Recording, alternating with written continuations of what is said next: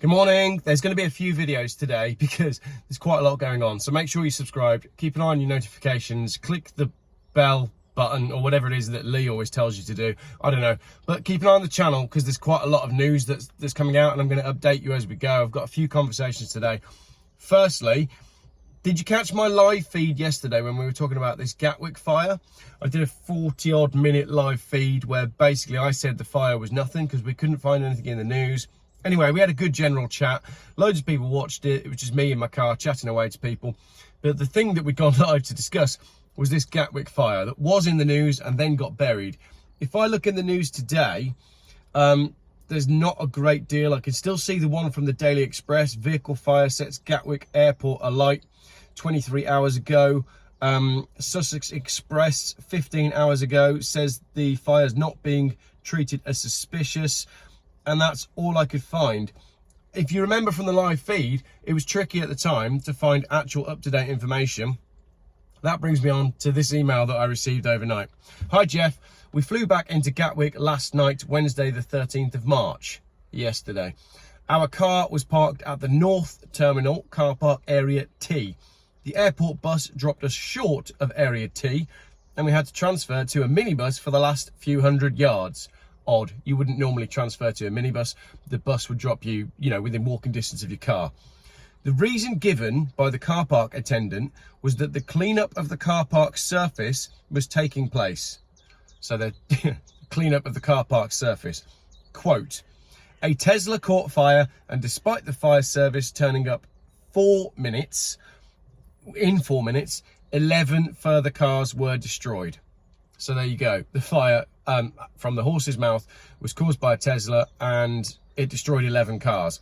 We were driven past a large area of burnt and damaged tarmac where workmen were sluicing down the surface with water. No damaged vehicles were seen. Make of this what you will. Regards. Thank you very much for the email. What do I make of that? Very much seems to me like it's a little suspicious, isn't it?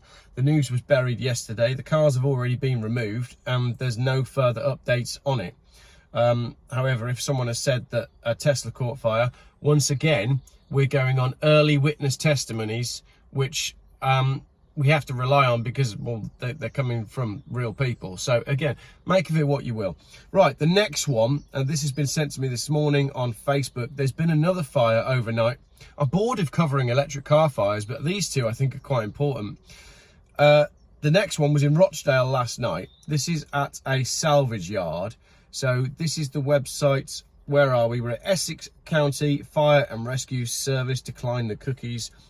Firefighters were called to a fire at the salvage yard, Brickfields Way, 8:47 p.m. last night. So also on Wednesday. They reported on arrival that 8 cars were fully alight. Firefighters worked hard to contain the fire quickly to prevent it spreading further. They've done an excellent job. Unfortunately, although the vehicles have been destroyed, this could have easily become a more significant incident like the one at the same place last year, which I'll talk about in a minute. An investigation has been carried out. The cause of the fire was a fault in an electric vehicle. And I'm not going to edit this video. I'm just going to throw it up because, like I said, there's a lot to talk about today. But that is the photo from last night. Way, moving the camera around because it's connected. So that's the photo from last night. So that's 11 vehicles. Did he say 11 or 8? Let me go back to that. Exit full screen. Rubbish video, but it's breaking news really, isn't it? So that was 8 vehicles. Add that to the 11 vehicles at Gatwick. And then you've also got Rochdale, the same yard, the very same salvage yard, last year, 700 vehicles. So between them, that's 719 cars that have been burnt. I will say the first Rochdale fire, they claim to have never found a cause for it. So we don't know on that one, but it certainly seems to me like that's an interesting answer to the Gatwick one, which none of us could work out yesterday. And then there's this Rochdale one, which again, I'm sure when people start finding these in the news, I'm going to get sent them over and over. So I thought I'd address those this morning. Sadly, no crocodiles have gone past, have they? Sometimes when you get a really big log, it floats down the river and looks exactly like a crocodile. So there we go. Fire in Gatwick caused by a Tesla. Rochdale fire last night caused by an electric car. Should we do a conspiracy? Yeah, why not? That's what my channel's known for, isn't it? Oh, Geoff, you're a conspiracy theorist. Well, the only difference between a conspiracy theory and the truth is 6 months or less or more. Interesting article this morning about the fact that PCR tests were only ever 97% unreliable. Tried to tell you at the time. Anyway, I'm not going into all that on my channel. There's plenty of other better YouTube channels for that. But why did these two cars go up on the same day? Maybe they've been hacked, like the Jaguar I-Pace that could possibly have been hacked. Do you remember the Jaguar I-Pace that went out of control on the motorway? Or did it? Going to be doing that one next.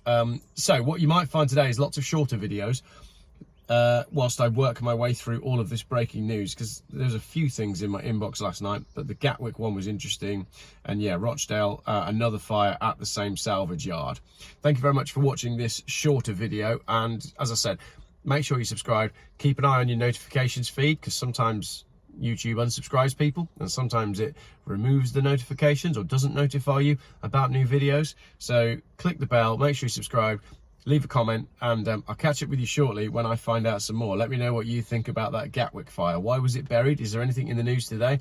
See if you can find anything. Am I crazy? Let me know in the comments. My wife lets me know to my face, but she's the only person that's allowed to do that. Thank you.